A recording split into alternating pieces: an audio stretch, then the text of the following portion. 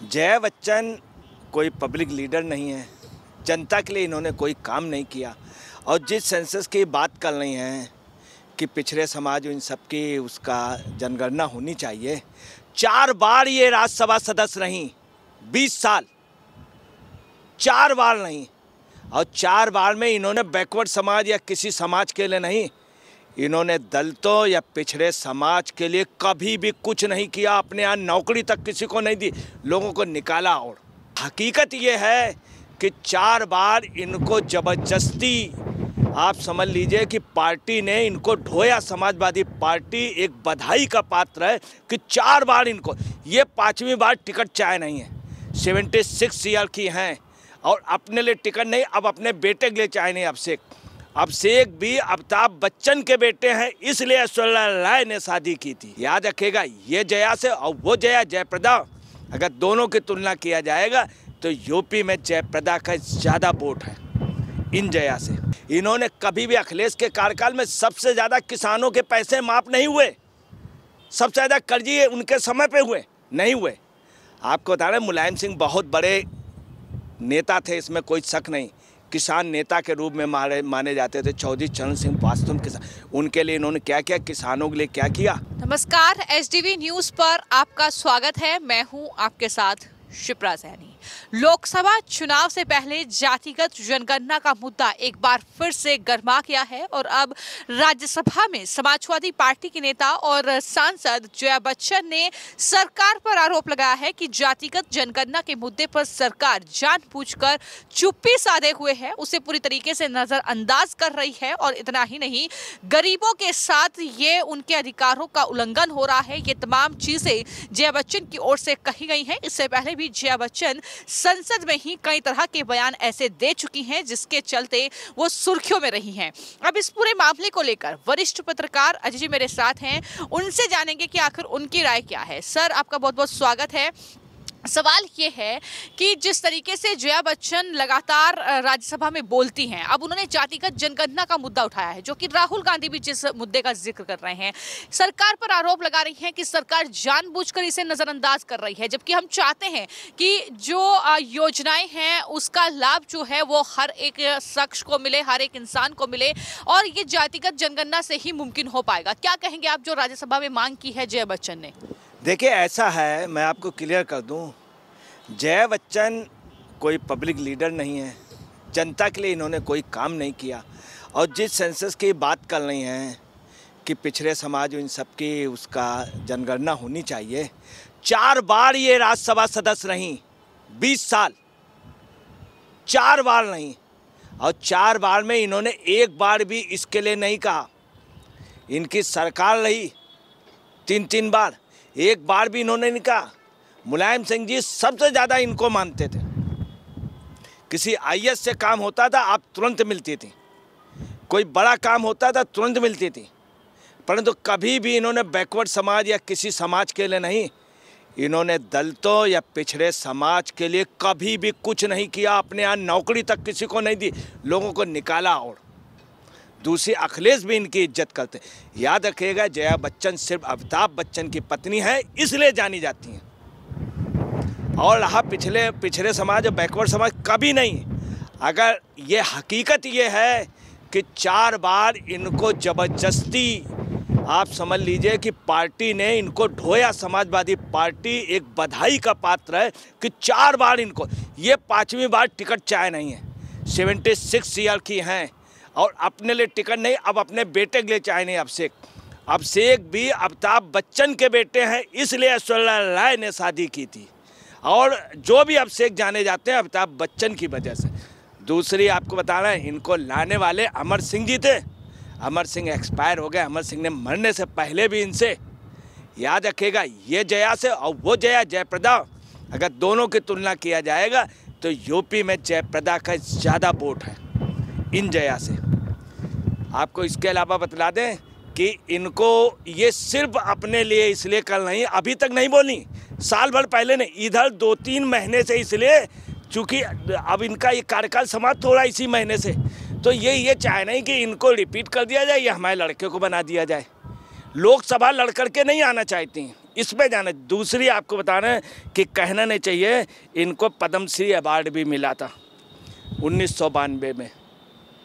अब ये काबिल थे कि नहीं, अब उस टॉपिक पे हम कुछ नहीं कहेंगे, मगर आप वहीं देख लीजिए कि इनके साथ शोले में ये थी और अमिताभ बच्चन थे, जय वीरो दोनों थे, दोनों लोग अच्छे थे, दोनों लोग सांसद बने, दोनों का नाम है।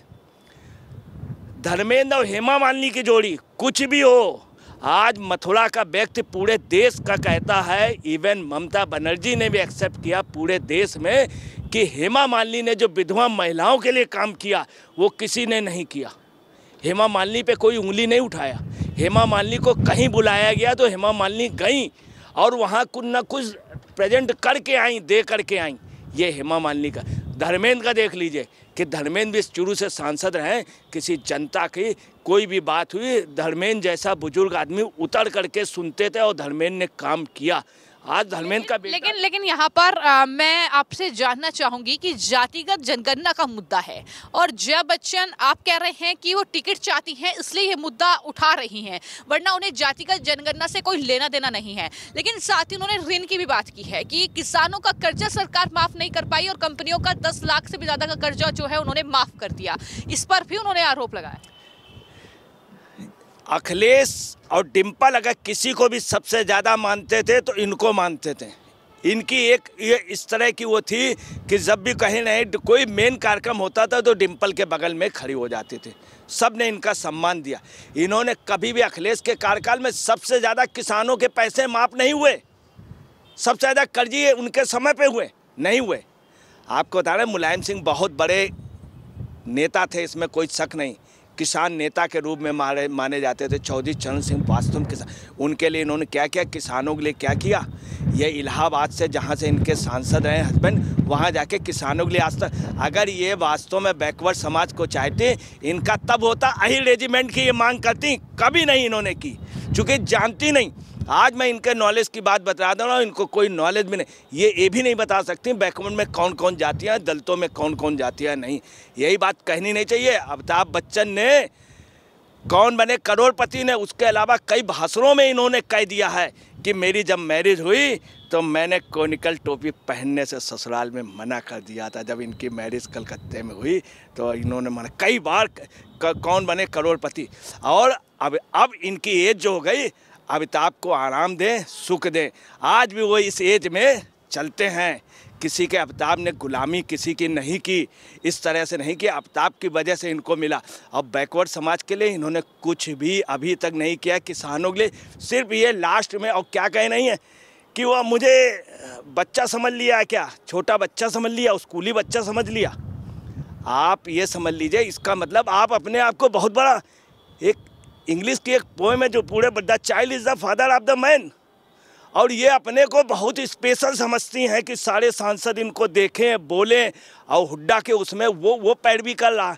लोकसभा अध्यक्ष ने इनका सम्मान रखा। और आपको उससे दुखद बात बता दें, कितनी शर्म की बात है, इनको कोई मुद्दा नहीं मिला। अभी इसके पहले सेशन में बोले बाथरूम बहुत गंदा। अरे कितनी गजब की बात है, आप सांसद होकर के वहाँ पे तुरंत कहिए, उसके लिए डिपार्टमेंट ने सचिवालय में सफाई विभाग, उनसे आप लोकसभा अध्यक्ष से पूछ नहीं, आपको दूसरी चीज़ पूछनी चाहिए, बजट कब आ रहा है, इसमें ये है, ये सब नहीं। आज तक कोई बहस नहीं इन्होंने की किसी टॉपिक, बजट के बारे में कुछ नहीं मालूम है। बाथरूम गंदा है।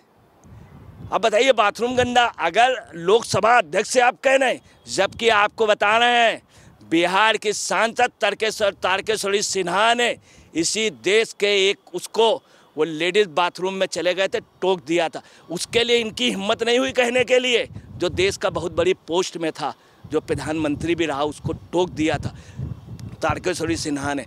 वो कोई बात थी, गायत्री देवी की कोई बात थी।